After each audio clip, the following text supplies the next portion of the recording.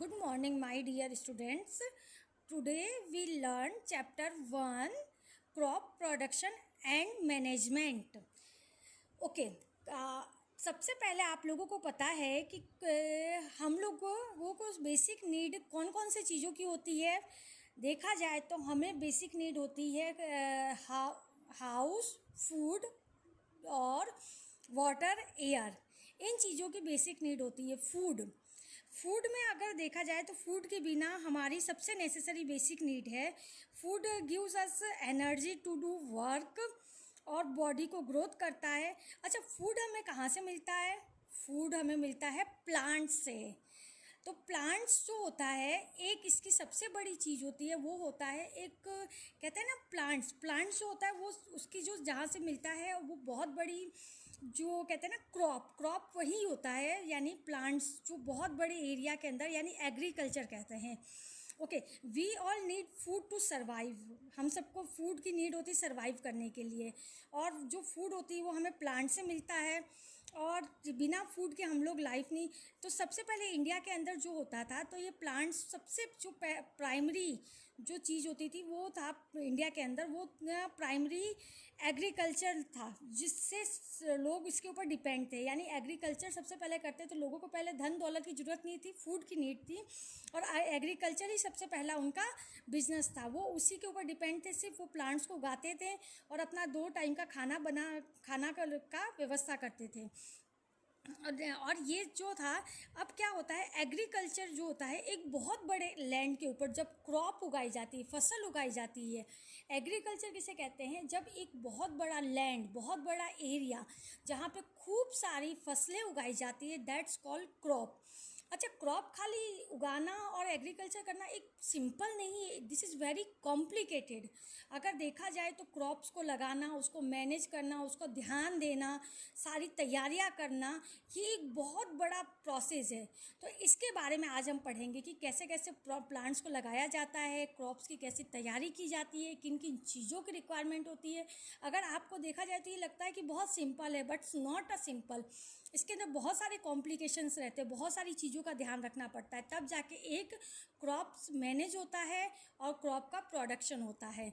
तो सबसे पहले अगर हम देखते हैं कि क्रॉप्स को लगाने के लिए किन किन चीज़ों की नीड होती है, ये सारी बेसिक जो है इस चैप्टर के अंदर हम लोग क्या कर रहे हैं, एक छोटी छोटी समरी के रूप में मैं आपको एक्सप्लेन कर रही हूँ. क्रॉप जो होता है मेनली 2 टाइप के होते हैं. हमारे इंडिया के अंदर सीजन वाइज हमने क्रॉप्स को 2 टाइप में बांटा है. पहला है खरीफ क्रॉप और रबी क्रॉप. खरीफ का मतलब देखो, these are sown in rainy season from month of June and harvest around October. यानी जो खरीफ क्रॉप होती है वो रैनी सीजन में लगाई जाती है और अक्टूबर के अंदर उसको हार्वेस्ट की जाती है. और for example paddy, pigeons, pea, अरहर, maize, cotton, soybean and groundnut are kharif crops. ये सारे खरीफ क्रॉप्स के एग्जाम्पल्स है. ये सारी चीज़ें हमें रेनी सीजन में लगाई जाती है. And second is rabi crop. Rabi crop के अंदर कौन कौन से आते हैं? रबी क्रॉप के अंदर आता है दीज आर विंटर सीजन. ये विंटर सीजन में लगाई जाती है, और ये अक्टूबर के अंदर इसको देखो, विंटर सीजन में मंथ ऑफ अक्टूबर, और हार्वेस्ट कब की जाती है? अप्रैल में. यानी अक्टूबर में लगाई जाती है, यानी अक्टूबर के समय खरीफ को तो कट की जाती है और अक्टूबर में इसको लगाई जाती है, और इसको अप्रैल के अंदर कट की जाती है, और वापस मई जून के समय इसको लगाने की तैयारी की जाती है, और ये सारे सीड्स लगाई जाती है. यानी हमारे यहाँ पे इंडिया के अंदर बेसिकली 2 टाइप के क्रॉप्स होते हैं, रबी और खरीफ और रबी. ठीक है. Basic agriculture practice of crop production. पुराने ज़माने में लोगों को इतनी नॉलेज नहीं थी, वो पुराने ढंग से करते थे, बट आज का टेक्निकल जैसे जैसे लोगों ने स्टडी की और देखा, तो इसके अंदर काफ़ी सारी इम्प्रूवमेंट की गई, टेक्नोलॉजी काफ़ी ली गई, जिससे क्रॉप का प्रोडक्शन बढ़ा, कई सारे टेक्निकल चीज़ें यूज़ करने गई. अब सबसे पहले हमें क्रॉप प्रोडक्शन कैसे किया जाता है, तो सबसे पहले क्या किया जाता है, प्रिपरेशन ऑफ सॉइल. यानी सबसे पहले सॉइल की प्रिपरेशन की जाती है. Second is sowing of seeds. Third is application of manure and fertilisers, irrigation, weeding, harvesting, threshing, winnowing and storage. यानी ये सारे जो प्रोसेस है, इन सारे प्रोसेस को कंप्लीट करके तब एक जाके क्रॉप्स यानी एक फसल तैयार होती है। यानी इतने सारे प्रोसेस को कंप्लीट करने के बाद में एक फसल तैयार होती है। तो सबसे पहला स्टार्टिंग कैसे होती है, अगर सबसे पहले हम देखा जाए तो डायरेक्ट सीड नहीं डाल दी जाती है सॉइल के अंदर। सबसे पहले प्रिपरेशन ऑफ सॉइल। अच्छा, सॉइल को क्यों प्रिपेयर की जाती है? सॉइल को प्रिपेयर करने के लिए दिस इज़ वेरी इंपॉर्टेंट। अगर एक फसल उगाई जाती है तो सबसे पहले सॉइल को प्रिपेयर की जाती है, क्योंकि सॉइल जो होती है अगर प्रिपेयर ना की जाए तो सॉइल के अंदर, सॉइल में कई सारी फसल जो होती है वो तैयार नहीं हो पाती। क्रॉप्स के अंदर कई सारी प्रॉब्लम्स होती है। तो सॉइल को प्रिपेयर करने के क्या क्या बेनिफिट्स है? पहला चीज़ है, ये क्या करती है क्रॉप्स को, एक तो सॉइल प्रिपेयर करने, ये क्या करती है देखो, एक तो before the sowing of seeds, यानी सीड डालने से पहले हमें सॉइल को प्रिपेयर करना चाहिए। ठीक है, तो ये क्या क्या होता है देखो, पहले सॉइल को प्रिपेयर करने, ये it help in losing of soil so can hold water and air. एक तो सॉइल प्रिपेयर करने के लिए ये क्या होता है, सॉइल लूज हो जाता है जो कि वाटर और एयर को होल्ड कर सकता है, पकड़ सकता है। Second, loose soil help us to growth of earthworm. Earthworm जो होता है वो भी ये को करता है। Third is breathe easily. Root जो होता है वो ब्रीथिंग इजीली कर सकते हैं प्लांट्स के जो होते हैं।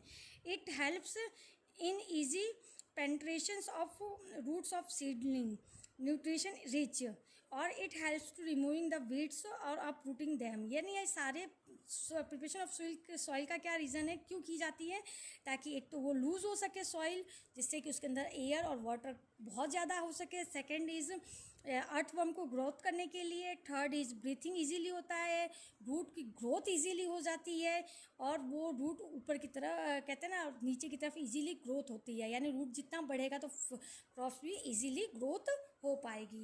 यानी प्रिपरेशन ऑफ सॉइल फर्स्ट जो होती है क्रॉप प्रोडक्शन के अंदर, सॉइल को प्रिपेयर की जाती है। अच्छा, सॉइल को प्रिपेयर करने के लिए किन किन चीज़ों की नीड होती है? हाउ टू, देखो ये सॉइल को हाउ टू प्लाउइंग और थ्रिलिंग डन, यानी सॉइल को कैसे प्रिपेयर की जाती है, उसके लिए एक ये मशीन होती थी पहले, जिसे कहते हैं प्लाविंग, प्लाउ की जाती थी, और एक कल्टीवेटर, लेवरर, इन चीज़ों से इनको सॉइल को प्रिपेयर की जाती है। ये सारे मशीन होते हैं जिसके थ्रू सॉइल को प्रिपेयर की जाती है। पहला होता है प्लाउ, सेकेंड यूज होता है होय, और ये होय ये देखो ये रहा कल्टीवेटर, और ये सारी लेबर, इनके थ्रू सॉइल को प्रिपेयर की जाती है। और सॉइल को प्रिपेयर करने के क्या क्या बेनिफिट्स है आपको बता दिया। ये वाटर को होल्ड कर सके, एयर को होल्ड कर सके, रूट की ग्रोथ कर सके, और इन सारे प्रोसेस के लिए ये सारी चीज़ें सॉइल को प्रिपेयर की जाती है। Next is sowing of seeds. Seeds को होता है, अब हमने सबसे पहले क्या किया, क्रॉप्स लगाने, सबसे पहले हमने स्टार्टिंग में किया था सॉइल प्रिपेयर की थी। Second is showing of seeds, seeds को डालना, सीड्स को डालना सॉइल के अंदर, ताकि सीड्स जाते ही वो प्लांट्स उग सके। तो सीड्स डायरेक्ट नहीं डाली जाती है, सीड्स को पहले क्या किया जाता है, मार्केट से ख़रीद के उनको चेक किया जाता है। मार्केट से लाने से पहले सीड्स कैसे होने चाहिए, एक तो हेल्दी होने चाहिए, गुड क्वालिटी के होने चाहिए। अगर हमने सीड्स गंदे लेके आए, ख़राब लेके आए, तो प्लांट्स भी ख़राब उगेगा, या प्लांट्स उग ही नहीं पाएगा, ग्रो ही नहीं कर पाएगा। क्वालिटी अच्छी होनी चाहिए, ड्राइड प्रॉपरली होनी चाहिए, not mix with seed weeds, यानी कुछ ख़राब सीड्स नहीं होने चाहिए, कुछ और नहीं होनी चाहिए। फ्री फ्रॉम एनी इन्फेक्शन, कोई भी टाइप का इन्फेक्शन नहीं होना चाहिए। Store in storage strong bag, उसके अंदर स्ट्रॉन्ग बैग के अंदर होना चाहिए। इंसेक्ट्स वगैरह नहीं होने चाहिए। कहने का मतलब सीड्स कभी भी डालो तो वो बहुत अच्छी होनी चाहिए, अच्छी क्वालिटी का होना चाहिए और बढ़िया होना चाहिए। Not containment of the waste rotting, ये सारी चीज़ें नहीं होनी चाहिए। तो सीड्स को चेक करके फिर डाली जाती है ताकि प्लांट्स अच्छे उग सके। पहले हमें क्या करना चाहिए, सॉइल को प्रिपेयर करना चाहिए। सेकेंड इज़ सीड्स को हमें देखना चाहिए और प्रॉपर स्पेस वगैरह होना चाहिए। अच्छा, सीड्स को डालने का प्रोसेस क्या होता था, देखो ये जो है मशीन, इनके थ्रू सीड्स डाली जाती थी। ये देखो ये है, इसके ऊपर सीड्स डाल के, और ये इसके थ्रू मशीन से जाता था, और ये सारे चीज़ें, ये प्रोसेस होता था। इसके थ्रू सीड्स उस पूरे के अंदर फील्ड में यानी लैंड्स पे डाल के और तैयार की जाती थी। थर्ड इज होती है application of manure and fertiliser. Okay, manure और फर्टिलाइजर क्या होता है, ये सॉइल के अंदर डाली जाती है, मिक्स की जाती है, ताकि कि सॉइल जो होती है उसके अंदर न्यूट्रिशंस यानी प्लांट्स को अच्छी तरह से न्यूट्रिएंट मिल पाए, यानी जिससे जिससे प्लांट्स की ग्रोथ अच्छी हो सके। मैन्योर जो होता है बेटा ये होता है नेचुरल, और फर्टिलाइज़र जो होता है ये तैयार की जाती है, केमिकल होता है। मैन्योर जो होता है प्लांट्स के जो एनिमल्स डक्स वगैरह होता है, वेस्ट मटेरियल होता है, उससे तैयार की जाती है, और फर्टिलाइज़र मार्केट में मिलता है। इनके थ्रू प्लांट्स को तैयार कीजिए, सॉइल के अंदर डाल के और उसको मिलाया जाता है। ये एक तरह का कंपोजिट तैयार की जाती है। ये देखो ये डिफरेंस है जो कि बहुत इंपॉर्टेंट है। मैन्योर मीन्स क्या होता है बेटा, ये जो कि दोनों के अंदर डिफरेंसेस है। सबसे पहले मैन्योर इज नेचुरल सब्सटेंस, मैंने आपको बताया था, और ये डीकम्पोज्ड होता है। आपने देखा होगा कि हमारे जो भी वेस्ट मटेरियल होते हैं, कचरे वगैरह होते हैं, काऊ डक्स होते हैं और एनिमल्स के वेस्ट होते हैं, इनको क्या किया जाता है, एक डिगिंग की जाती है अर्थ के अंदर, डिगिंग करके इनको कंपोस्ट की जाती है। उसके बाद में काफ़ी टाइम बाद में उसको निकाल के और उसको फिर मैन्योर का दे के, और उस मैन्योर को हम लोग क्या करते हैं, सॉइल के अंदर डाल दी जाती है, जिससे सॉइल की न्यूट्रिशंस और प्लांट्स को न्यूट्रिएंट मिल सके और उससे उसकी ग्रोथ अच्छी हो सके। Manure can be prepared in field में तैयार की जाती है। It improve the quality of texture of soil and provides human content to soil. It restore of the water, और ये retain the ability of soil. It slowly absorb by the plants भी लेता है इससे। It bulky and transportation not easy, it can not store in house में नहीं रखते हैं। It not always available, it form by slowly by the decomposition process. It needed in large quantity. Manure is not very rich in plant nutritions. और fertilisers क्या होता है, inorganic and organic salt होता है। It synthesise and factory from chemical, ये chemical का बना हुआ होता है। It does not provide human to soil. It does not help in water retaining by soil. It ready to absorb plants. ये सारी केमिकल प्रोसेस है, ये सारे पोटेशियम नाइट्रोजन वगैरह होते हैं। अब क्या होता है, एडवांटेज दिया हुआ है इनके, क्या क्या एडवांटेज होते हैं, क्या क्या फ़ायदा करते हैं प्लांट्स के अंदर मिक्स करने के बाद में।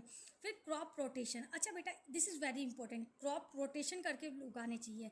अगर एक टाइप के अगर हम लोग प्लांट्स बार बार प्लांट्स उगाते हैं तो सॉइल की जो न्यूट्रिशंस होती है वो कम होने लगती है, और इससे क्या होता है प्लांट्स की ग्रो अच्छी नहीं होती। तो इसीलिए हमें क्रॉप्स को क्या होता है अलग अलग टाइप के उगाने चाहिए एक ही फील्ड में।